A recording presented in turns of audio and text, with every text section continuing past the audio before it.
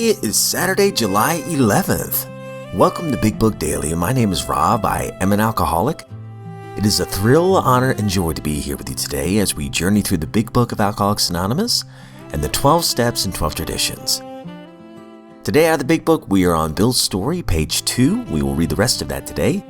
Out of the 12 and 12, we're on step 1. We'll read page 23. And of course, read the Just for Today and Courage to Change. So that, hope y'all are doing well this beautiful Saturday morning, my friends. Life is good over here. Got another strong cup of coffee in hand, and I am absolutely ready to go today. So with that, let's go ahead and get to the good stuff. All right, my friends, so if you recall from yesterday's reading out of Bill's story, he is back home from the war, and he's feeling pretty good about things. He says, I fancied myself a leader, for had not the men of my battery given me a special token of appreciation. My talent for leadership, I imagine, would place me at the head of vast enterprises, which I would manage with the utmost assurance. So, like I said, he's feeling pretty good about things. Let's see what happens when he gets back home. Page 2. I took a night law course and obtained employment as an investigator for a surety company. The drive for success was on. I'd proved to the world that I was important. My work took me about Wall Street, and little by little I became interested in the market. Many people lost money, but some became very rich. Why not I? I studied economics and business as well as law. Potential alcoholic that I was, I nearly failed my law course. At one of the finals, I was too drunk to think or write. Though my drinking was not yet continuous, it disturbed my wife. We had long talks when I would still her forebodings by telling her that men of genius can see their best projects when drunk, that the most majestic constructions of philosophic thought were so derived. By the time I completed the course, I knew the law wasn't for me. The inviting maelstrom of Wall Street had me in its grip. Business and financial leaders were my heroes. Out of this alloy of drink and speculation, I commenced to forge the weapon that one day would turn in its flight like a boomerang and all but cut me to ribbons.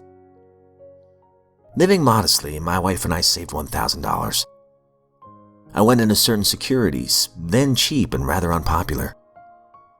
I rightly imagined that they would someday have a great rise. I failed to persuade my broker friends to send me out looking over factories and managements, but my wife and I decided to go anyway.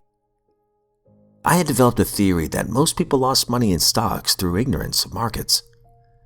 I discovered many more reasons later on. We gave up our positions and off we roared on our motorcycle, the sidecar stuffed with a tent, blankets, change of clothes, and 3 huge volumes of financial reference service. Our friends thought a lunacy commission should be appointed. Perhaps they were right. I'd had some success at speculation, so we had a little money. But we once worked on a farm for a month to avoid drawing on our small capital. That was the last honest manual labor on my part for many a day. We covered the whole eastern United States in a year. And at the end of it, my reports to Wall Street procured me a position and the use of a large expense account. The exercise of an option brought in more money, leaving us with a profit of several $1,000s for that year.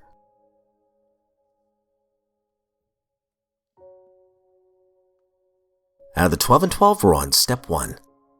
We admitted we were powerless over alcohol, that our lives had become unmanageable. And if you recall from yesterday's reading, we've been talking about the high bottom drunks, the ones that literally haven't lost everything yet. How could they, at this step, since step 1 requires an admission that our lives have become unmanageable, how could such people as these take this step? So, we're going to answer that question today on page 23. Second paragraph down. It was obviously necessary to raise the bottom the rest of us had hit to the point where it would hit them. By going back in our own drinking histories, we could show that years before we realized it, we were out of control. That our drinking even then was no mere habit. That it was indeed the beginning of a fatal progression. To the doubters we could say, perhaps you're not an alcoholic after all. Why don't you try some more controlled drinking? Bearing in mind, meanwhile, what we've told you about alcoholism. This attitude brought immediate and practical results. It was then discovered that when one alcoholic had planted in the mind of another the true nature of his malady, that person could never be the same again. Following every spree, he would say to himself, maybe those AAs were right. After a few such experiences, often years before the onset of extreme difficulties, he would return to us convinced. He had hit bottom as truly as any of us. John Barleycorn himself had become our best advocate.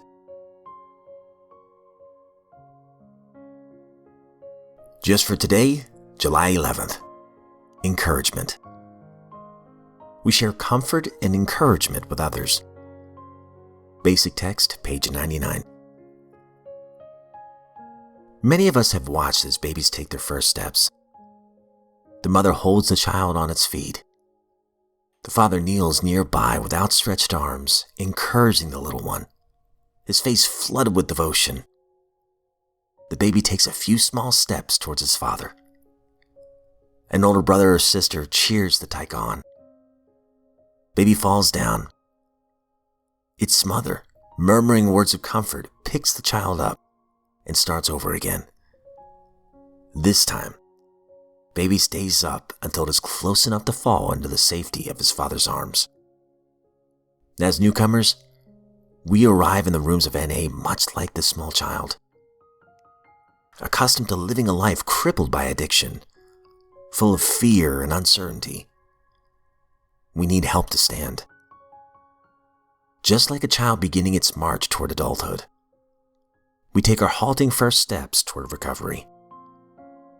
We learn to live this new way of life because others who have gone before us encourage and comfort us by telling us what worked and what didn't work for them.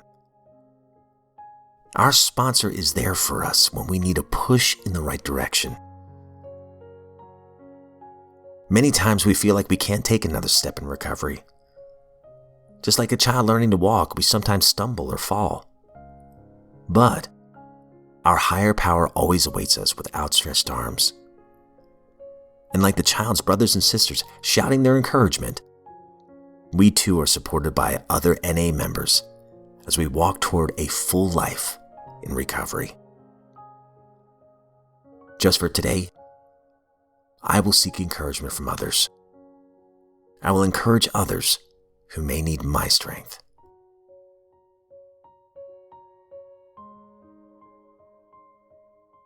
Courage to Change, July 11th. It seems to me that many of us deal with our anger in inappropriate ways. Denying it, we stuff it, or we go off in fury, directing the feelings outward. I, for one, opt for avoidance of any conflict, and then I turn into a doormat. The Al-Anon program encourages me to acknowledge my feelings and be responsible for how I express them. The problem is not that I get angry, but that I do not know how to direct my anger appropriately. Lately, when I feel like hitting somebody, I take my pillow and beat the daylights out of my bed. When I want to wipe someone out, I attack my dirty oven. I try to release my anger as soon as I can so that I won't build resentments that will be harder to get rid of later. I'm learning to communicate my anger too. I may not do it gracefully, and my words may not be well received. It means facing the awful discomfort called conflict. But I can't run away anymore. Today's reminder: feeling our feelings is one important part of the recovery process. Learning how to balance the feelings with appropriate action is another. Quote from Thomas Jefferson: "When angry, count 10 before you speak. If very angry, 100. All right, my friends, that concludes today's reading. And boy, oh boy, man, I love today's readings.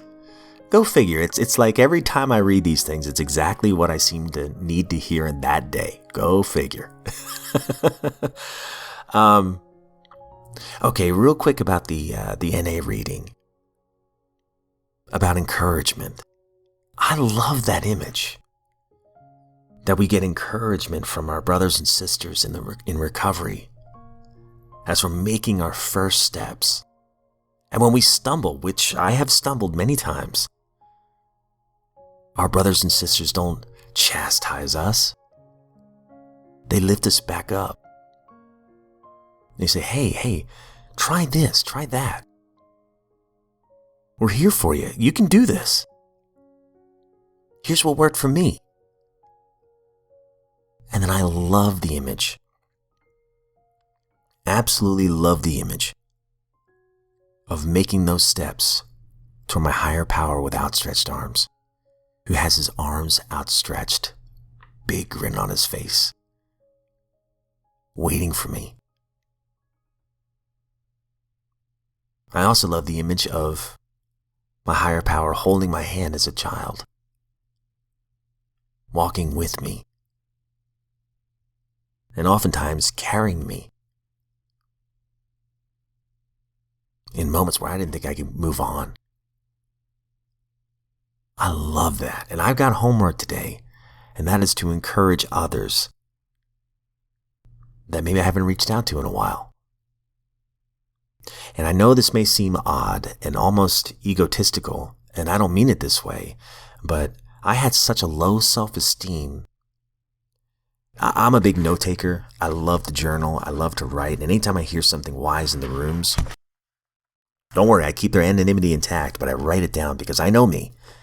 If I don't write it down, I will forget it eventually. It's very rare that I remember exactly what was said to me. I have to write it down or it's gone. But I also wrote down affirmations, especially early on in my recovery. Maybe a kind thing that somebody said about me that I'd never heard before. And why did I write it down? Was it to boost my pride and confidence? I hope not. I hope that I wrote it down because in those moments where I'm beating myself up, I can look at those affirmations and say, no, that's not who I am. Who does my higher power say that I am? Who do my closest friends say that I am? And who are you, Rob, to beat yourself up? I don't trust your thoughts, man. Going back to our training, right? If I work the steps, if I pray and do everything that the big book tells me to do, and I seek the will of my higher power, I can look myself in the mirror and not hate the person I see. I might even like the guy because I'm no better or worse than anybody else. And more importantly, when I see somebody else that's struggling with the exact same things I was, I can go, hey man, that's not who you are. You're a good man. You're a human being. You've made a mistake, but I see your willingness to want to change. Keep going, man. It's okay if you stumble. I've got your back. We'll do this together. That's that encouragement, right? As we all trudge the road of happy destiny. Great stuff. I needed to hear it today. But my friends, that's all we have time for. Please know, as always, I don't speak on behalf of NA, Al-Anon, any other sect. I'm just a joyful drunk in this lifeboat of recovery. Honored to be here. And also, thank you so much for the emails. I love, that's probably my favorite part is hearing from new people or returning listeners and hearing your experience, strength, and hope, or your wisdom and commentary off of the readings for the day. I love hearing from you guys, whether it's a Spotify comment, an email, or a voicemail. So the email is bigbookdaily@gmail.com. I'd love to hear from you. The voicemail is 865-309-5486. And you can leave your message there and let me know whether or not you want me to share it on the podcast, as well as your experience, strength, and hope, to pass it on to who knows who's listening. But my friends, I hope you all have a good one, and if we're given another set of 24 hours, I sincerely look forward to seeing you right back here tomorrow.